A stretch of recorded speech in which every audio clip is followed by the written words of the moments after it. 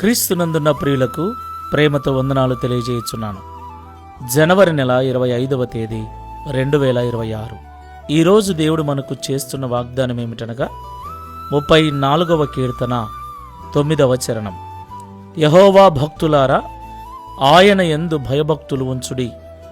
ఆయన యందు భయభక్తులు ఉంచువానికి ఏమియూ కొదవలేదు. ఆమెన్. నా ప్రియమైన సహోదరి సహోదరులారా, ఈ మాటలు ఆలకిస్తున్న మనమందరం కూడా యేసు దేవుని భక్తులం. సృష్టికర్త అయిన దేవుని యొక్క భక్తులం. ఆయనను ఆరాధిస్తూ, ఆయనను సేవిస్తూ, ఆయనను ప్రకటిస్తూ, ఆయనను పూజిస్తూ, ఆయనను కీర్తిస్తూ, ఆయన బిడ్డలముగా ఈ లోకంలో మనం జీవిస్తూ ఉన్నాం. దేవునికి మహిమ కలుగునుగాక. ఇది మంచిదే. అయితే భక్తితో పాటు దేవుని భయము కూడా మనకుండాలి. కేవలము భక్తి మాత్రమే ఉంటే సరిపోదు ప్రియులారా, భయము కూడా ఉండాలి. నీవు ఆదివారము భక్తి చేయటానికి మందిరానికి వెళ్తున్నావు. పని మానేసి కూలి, ఉద్యోగము, సెలవు పెట్టుకుని మరీ మీటింగులకు వెళుతూ ఉన్నావు. చాలా మంచిది. నీకు దేవుని మీద భక్తి ఉందని నిరూపించుకుంటున్నావు. అయితే కేవలము భక్తి మాత్రమే ఉంటే సరిపోదు. దేవుడంటే భయం ఉండాలి. దేవుని యందు మనము భయము కలిగి ఉన్నప్పుడు తప్పు చేయకుండా ఉంటాం, పాపానికి దూరంగా ఉంటాం, పాపం అంటే భయపడతాం. ఈ మాటలు వింటున్న ప్రియ భక్తులారా, ఎంతమందికి దేవుడంటే భయం ఉంది? దేవుని భయం ఉన్నవాని నోరు, దేవుని భయం ఉన్నవాని కళ్ళు, దేవుని భయం ఉన్నవాని శరీరము కంట్రోల్లో ఉంటుంది. నీ నోరు కంట్రోల్లో ఉందా? నీ చూపు కంట్రోల్లో ఉందా? నీ కాళ్ళు కంట్రోల్లో ఉన్నాయా? లేక ఎలా పడితే అలా మాట్లాడుతూ, ఎలా పడితే అలా పిచ్చి చూపులు చూస్తూ, ఏది పడితే అది చేస్తూ ఉన్నావా? ఒక్కసారి జ్ఞాపకం చేసుకో.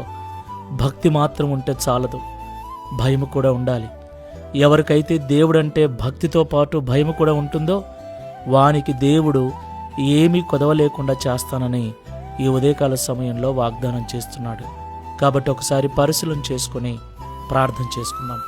పరిశుద్ధుడా, ప్రేమ కలిగిన యేసయ్య, మీకు స్తోత్రాలు చెల్లిస్తూ ఉన్నాం. నా తండ్రి, ఎవరైతే నీ యందు భయభక్తులు కలిగి జీవిస్తారో వారికి ఏ మేలు కొదవ చేయనని ఈ ఉదయకాల సమయంలో మాతో మాట్లాడినందుకు స్తోత్రాలు. అయితే నిన్ను సేవిస్తున్న వారిలో అనేకులు కొదవలతో, కొరతలతో, ఇబ్బందులతో నలిగిపోతుండటానికి కారణం మీరంటే భక్తి ఉంది, కానీ మీరంటే భయము లేదు. మీరంటే భయము లేకపోవటమే మా లేమికి కారణమని, మీరంటే భయము లేకపోవటమే మా అనారోగ్యానికి కారణమని, మీరంటే భయము లేకపోవటమే మా ఈ యొక్క దీనహీన స్థితికి కారణమని మాతో మాట్లాడినందుకు స్తోత్రాలు.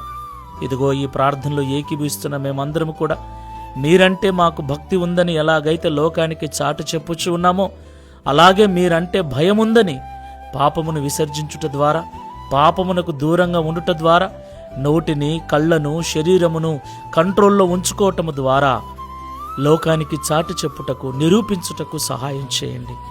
అలాగ నీ యందు భయభక్తులు కలిగి నీ ద్వారా సమస్త ఆశీర్వాదములు పొందుకొని ఎలాంటి కొదవ లేకుండా జీవించుటకు, నీకు సాక్షులుగా జీవించుటకు సహాయం చేయమని, తద్వారా ఈ దిన వాగ్దానమును మా అందరి జీవితంలో నెరవేర్చి మీ నామమును మహిమపరచుకొనమని యేసు నామములో ప్రార్థిస్తున్నాము తండ్రి.